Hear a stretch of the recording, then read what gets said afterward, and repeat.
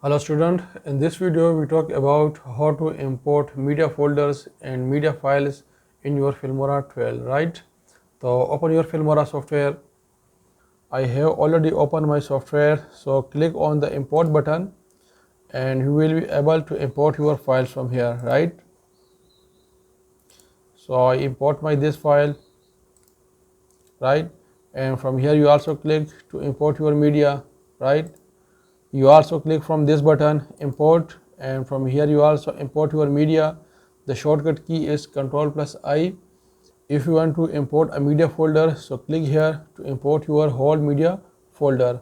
I have created a simple media folder for my Filmora practice. So practice videos for Filmora, select it and then click on OK, and your whole folder will be imported. You also import the media from BeatSyncs, from Instant Cutter tool, and from a camera or a phone. And you also import your data from your Google Drive, OneDrive and Dropbox. When you click on Google Drive, so authorize your Google account to the Filmora, and you will direct import your media folder and file to your Filmora project, right? You also find these import button into the file, right? Click on the file and then click on the import media.